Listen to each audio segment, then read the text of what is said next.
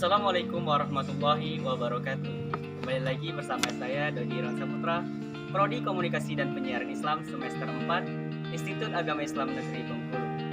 Kali ini saya akan menjelaskan tentang teknik-teknik interpretatif yang saya ambil dari buku jurnalistik teori dan praktek yang dikarang oleh Purnama Kusumaningrat dan juga Hikmat.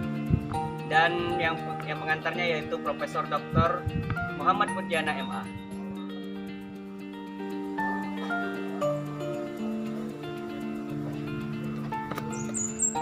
Baik rekan-rekan semuanya, kali ini saya akan menjelaskan teknik-teknik interpretatif, yaitu yang pertama sebab akibat, dan yang selanjutnya yaitu penalaran secara deduktif dan secara induktif. Baik, langsung ke materi, yaitu saya akan menjelaskan tentang teknik-teknik interpretatif. Menurut Edward J. Friedlander dan kawan-kawan, interpretasi melibatkan jawaban terhadap pertanyaan, apa ini artinya? Untuk menjawab pertanyaan tersebut, seorang wartawan harus mengambil informasi yang tersedia dan memasukkan informasi itu ke dalam otak seakan-akan sebuah komputer, lalu berpikirlah tentang hal itu dengan cara yang teratur. Lalu untuk menganalisa isu-isu dan kejadian-kejadian tersebut sehingga terjadi terprogram yang tersedia, yaitu tentu untuk berpikir secara deduktif dan secara induktif. Baik, yang pertama yaitu sebab dan akibat. Yang contohnya yaitu jika A adalah penyebabnya dan B akibatnya, A dan B semestinya bertransformasi secara langsung, atau sebaliknya, jika A naik maka B harus selalu naik atau turun. A harus mendahului B dalam waktu meskipun kedua kriteria ini terpenuhi. C bisa menjadi penyebab A maupun B. Penalaran secara deduktif.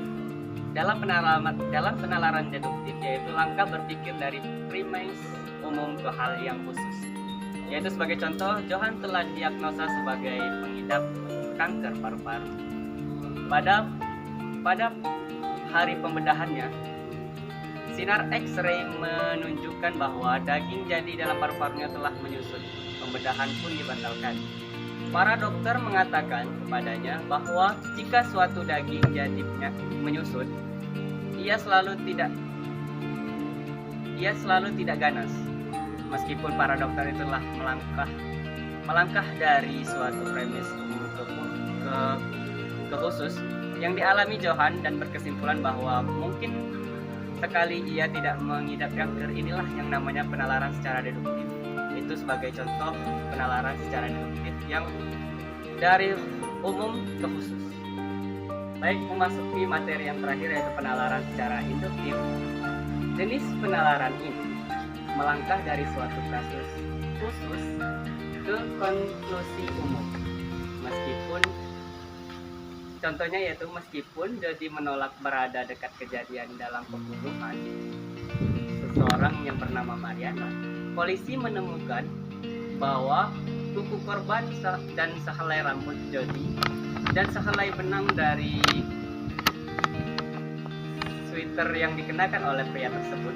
Polisi itu berpikir dengan melangkah dari bukti-bukti khusus ini ke konklusi umum yang memperkirakan pria itulah yang membunuh korban, dan mereka pun menangkapnya dengan tuduhan membunuh korban. Jadi jenis penalaran ini yaitu melangkah dari suatu kasus yang khusus ke yang umum, karena bisa menjadikan penalaran seseorang untuk mengungkap siapa membunuh dari si korban. Demikian, terima kasih bagi yang telah menonton video saya. Semoga menambah hasanah keilmuan tentang jurnalistik. Jangan lupa like, komen, dan share sebanyak-banyaknya agar kita saling memberi informasi tentang keilmuan jurnalistik. Mohon maaf apabila ada kesalahan. Kepada Allah saya mohon ampun. Wallahul muwaffiq ila aqwamit thoriq. Wassalamualaikum warahmatullahi wabarakatuh.